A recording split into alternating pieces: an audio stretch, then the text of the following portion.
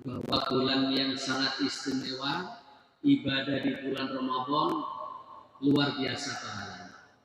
Begitu pula kalau melakukan kemaksiatan, melakukan kesalahan juga balasannya juga luar biasa. Apalagi termasuk ibadah yang baik membaca. Dalam kesempatan ini saya tadi telah menyampaikan satu ayat. Wa idza quri'al Qur'an. Kalau diterjemahkan bebasnya, wa idza quri'a, apabila dibaca. Kalau Qur'an membaca, quri'a dibaca. Ini begini ini kalau pernah belajar nahwu dan sorof pasti gampang. Kalau qara'a membaca, quri'a dibaca. Makanya di sini wa idza quri'a, apabila dibaca. Apa yang dibaca? Al-Qur'an, Qur'an. Perintahnya Allah dalam bentuk fi'il amr di sini adalah fastami'u. Ini perintah. Perintah berupa diperintah oleh Allah untuk mendengarkan. Tapi sekarang ini fenomena banyak. Orang yang kemudian saat Quran dibaca itu orang tidak peduli lagi. Jadi saat khotibah menyampaikan yang jamaah kadang itu ramai, tapi di Masjid Agung nggak ada. Kalau ada mungkin yang kecil-kecil. Dan yang kecil-kecil ini perlu bimbingan dan binaan dari yang besar-besar. Jadi apabila Quran dibaca, fastami'u lahu. Ini bentuk fi'il amar, bentuk perintah. Dengarkanlah, mendengarlah kalian semua, lahu kepada Quran yang dibaca tadi. Yang berikutnya wa'ansitu. Wa'ansitu itu mendengar tapi dengan tenang. Kalau bahasa Jawanya itu ningkling. Ningkling itu ya kira-kira mendengar tapi sambil diresapi. Jadi dua, ketika Quran itu dibaca, maka dua hal bagi yang mendengar, bagi yang tidak sedang membaca, dua hal yang harus dilakukan. Pertama mendengar, kalau sami'a yasma'u istama'a yastami'u, itu mendengar tapi kelasnya agak biasa, ya mendengar gitu. Tapi kalau sudah wa'ansitu, itu mendengar dengan perasaan yang fokus. Itu wa'ansitu. Untuk apa? La'allakum turhamun. Agar kalian semua turhamuna. Diwelasi itu diberikan kasih sayang, diberikan rahmat.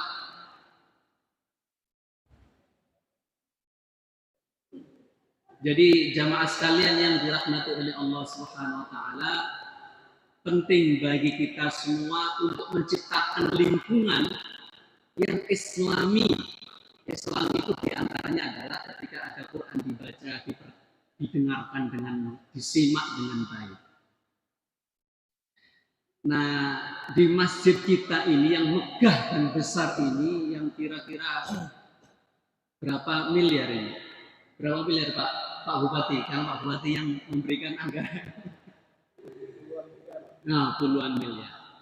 Menurut saya masih kurang kegiatan-kegiatan yang baik di sini. Contoh, Jumat itu biasanya kalau di masjid di Jawa rata-rata itu jamaah datang itu langsung setelah sholat tahiyatul masjid ngambil Quran baca. Di sini belum. Bahkan justru aneh. Ketika misalnya ada yang datang membaca Quran sendiri itu jadi tontonan.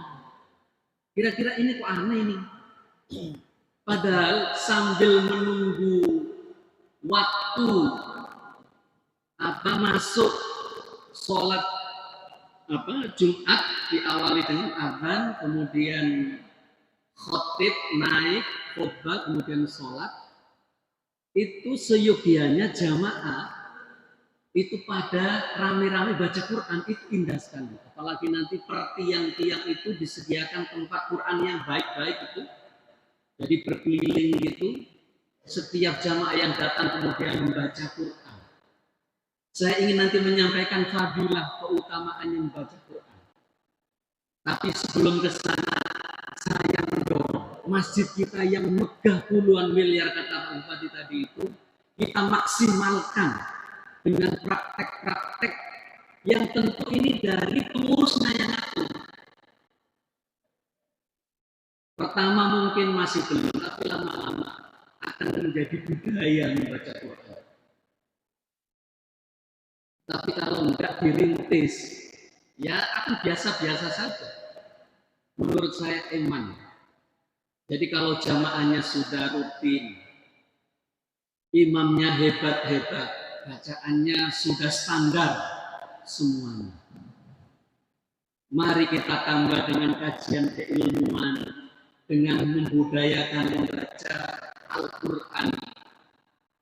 Di sini potensinya luar biasa, ustadz-ustadznya banyak.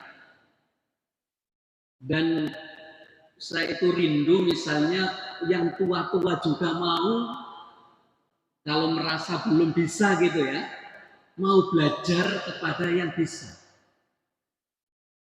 Jadi ada beberapa tempat di Jakarta itu yang belajar ngaji itu Quran itu adalah yang tua-tua, mendatangkan ustadznya muda sekali,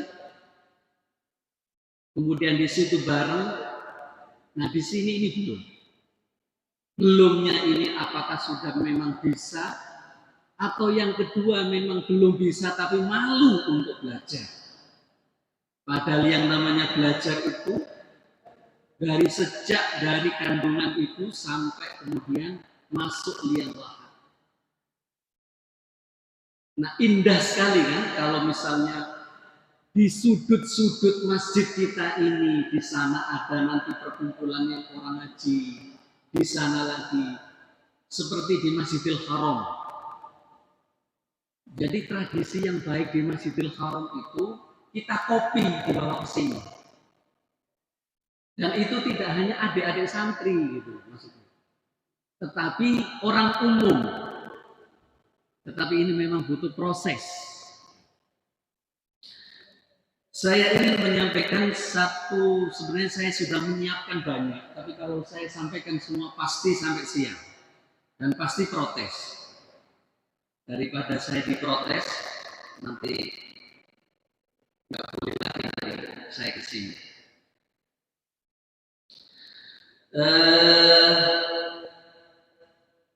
An Abi Umamah Al-Bahili qala Rasulullah sallallahu alaihi wasallam, dari Abi Umamah.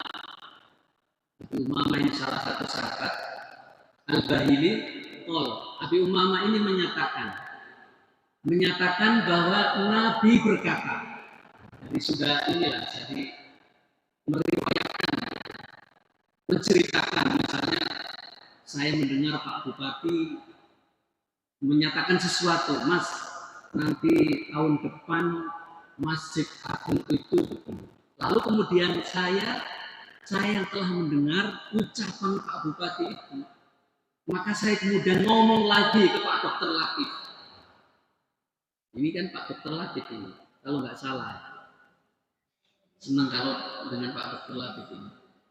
Nah, Abi Umamah ini pernah mendengar ucapan Rasulullah Sallallahu Alaihi Wasallam. Apa ucapan baginda Nabi Muhammad Sallallahu Alaihi Wasallam itu? Ucapannya atau perkataan baginda Nabi adalah Iqra'u al-Qur'an fa innahu ya'ti syafi'an yaumal qiyamati bi sahibihi. Sebagian redaksi li ashabihi, tapi maknanya sama saja. Iqra'u ini fi'il amar, fi'il yang menunjukkan perintah. Iqra'u, bacalah. Apa yang dibaca? Al-Qur'an kepada Quran, bukan Al-Qur'an. Jadi menjadi Qur'ana, menjadi Qur'anu, menjadi Qur'ani ini harus tahu ilmu nahwu maupun ilmu sharaf. Iqra'u, bacalah Al-Qur'ana, pada Quran, maksudnya bacalah Al-Quran, fa innahu, karena sesungguhnya Al-Quran yakti, akan datang. Jadi yakti itu akan datang karena belum, jadi akan. Fi'il mudhari' yakti di sini. Ata yakti, artinya datang.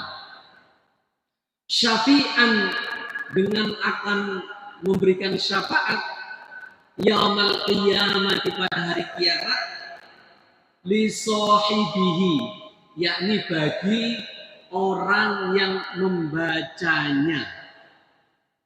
Jadi kalau ingin mendapatkan syafaat dari Quran, maka kita harus membaca Al-Quran.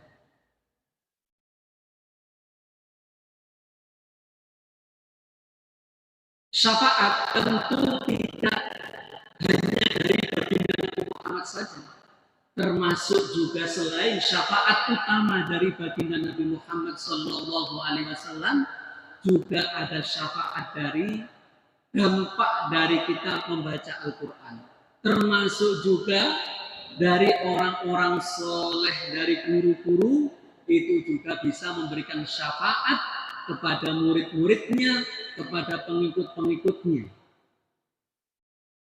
Kemudian saya tambahkan satu lagi, ada juga satu riwayat,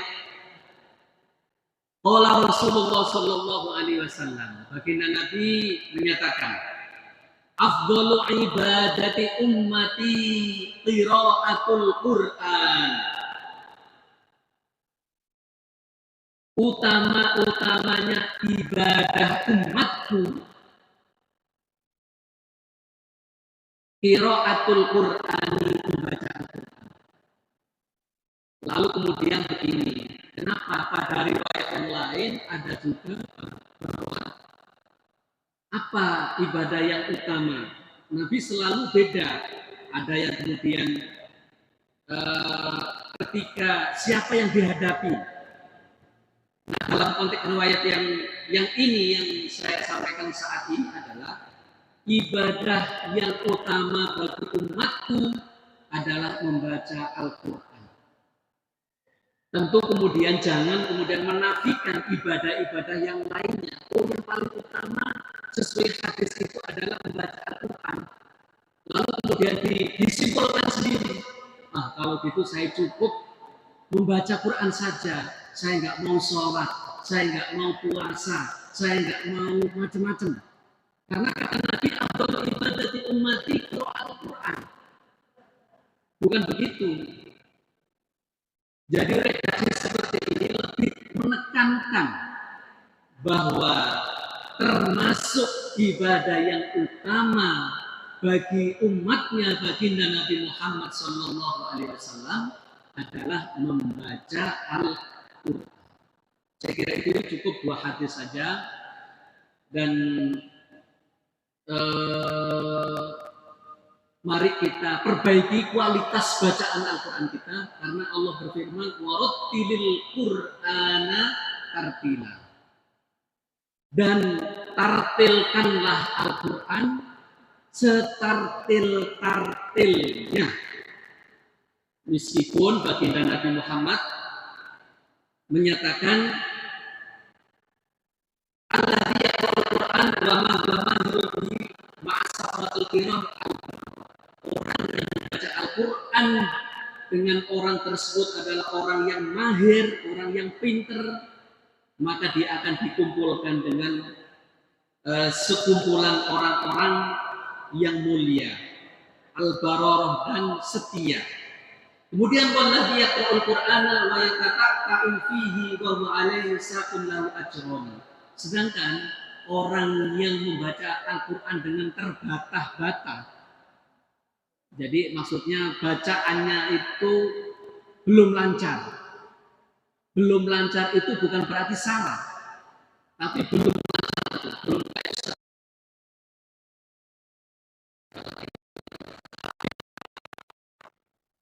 Dia membaca tetapi masih tertatih-tatih, masih terbata-bata. Tapi dia serius. maka bahwa alaisakun lahu ajron, maka orang yang terbata-bata membacanya dan kesulitan, sakun itu kesulitan, maka ajroni dapat 2 pahala. Ini yang membaca dalam kondisi terbata-bata dan kesulitan. Maka menjadi penting untuk menjadi kita benar sesuai standar membaca Al-Qur'annya, makhrajnya, maka perlu belajar tajwid. Ilmu tajwid memang pada zaman Nabi nggak ada. Ini ilmu bid'ah. Ilmu bid'ah yang baik. Karena sekarang itu kan ada. Pokoknya yang Nabi nggak mencontohkan itu bid'ah dan sesat dan masuk neraka, bukan seperti itu.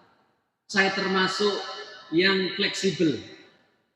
Quran yang hari ini beredar di Indonesia, di seluruh dunia, itu bid'ah semua. Karena pada zaman Nabi itu nggak ada Quran seperti itu.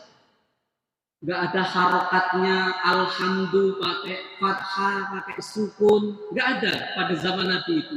Hanya titik-titik semacam sandi-sandi saja. Kalau kemudian hari ini ada sekelompok yang sedikit-sedikit membid'ahkan, termasuk pakai mic seperti ini juga bid'ah. Nah,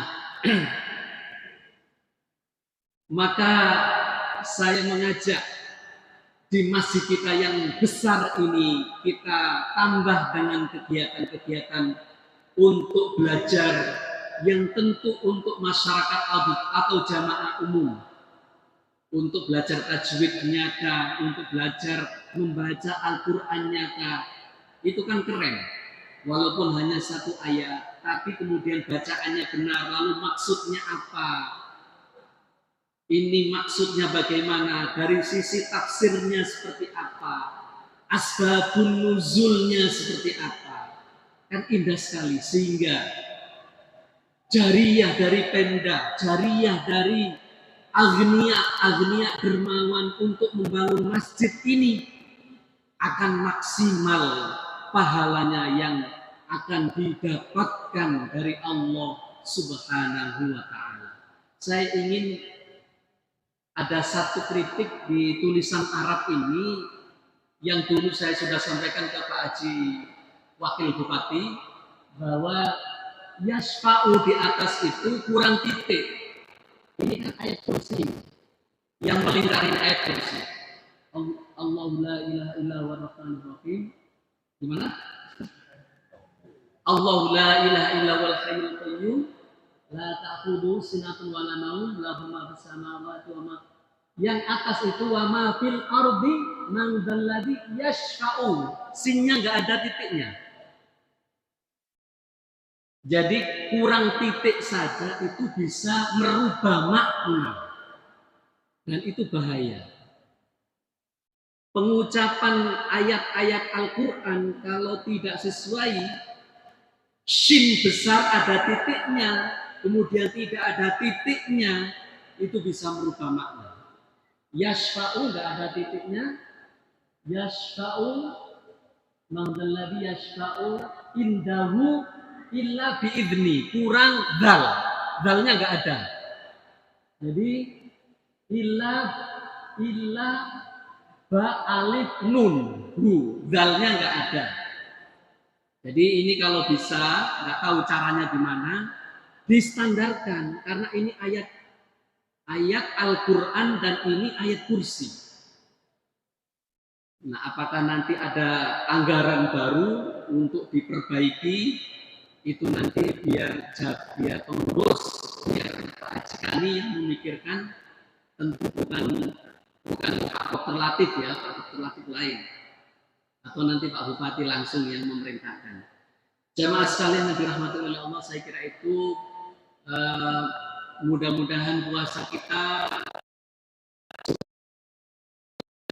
ini diterima oleh Allah Subhanahu wa taala dan diberikan pahala yang banyak oleh Allah Subhanahu wa taala.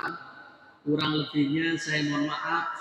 Kemarin ada pertanyaan dari salah satu jamaah, saya tutup dari Pak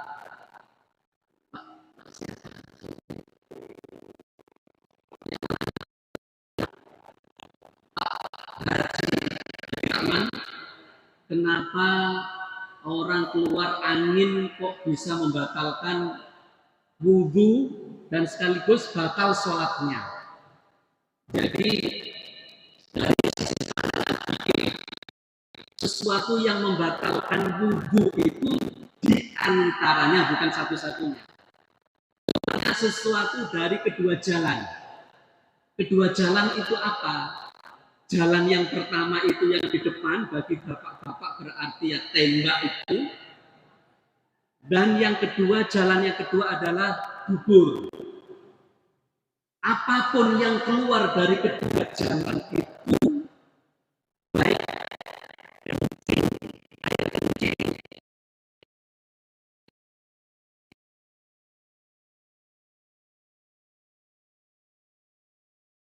keluar dari dubur kita, apapun yang keluar, apapun ya, meskipun misalnya kelereng itu benda tidak najis misalnya, terus keluar dari dubur kita, maka itu juga membatalkan wudhu. Juga otomatis kalau kita saat sholat, otomatis sholat kita juga batal. Maka kentut itu juga dianggap sesuatu, walaupun hanya berupa angin. Tapi kan sesuatu. Jadi memang nggak bisa dilihat, tapi kan bisa dirasa. Apalagi kalau habis makan jengkol kah apa gitu kan. Nah itu, jadi itu jawaban sementara saya. Kalau perlu kajian fikih secara khusus, nanti kita buka. Saya sebenarnya ingin bisa bersama-sama ada kajian di sini. Kalau memang diberikan kesempatan, dengan tanpa saya dibayar nggak apa-apa, tapi nanti kita atur. Jadi ada kajian fikih kah, ada kajian tafsir kah, ada kajian hadis kah. Insya Allah saya bersedia. Tetapi kita atur nanti seperti apa, ini kita serahkan kembali kepada yang atur di sini. Demikian Pak Haji Hadi Rahman atas pertanyaannya, terima kasih, dan kemarin telah memberikan hadiah kepada salah satu santri di sini. Mudah-mudahan dibalas oleh Allah Subhanahu wa taala. Demikian saya akhiri, ihdinas siratal mustaqim, wallahu muwaffiq ila aqwamit thoriq. Wassalamualaikum warahmatullahi wabarakatuh.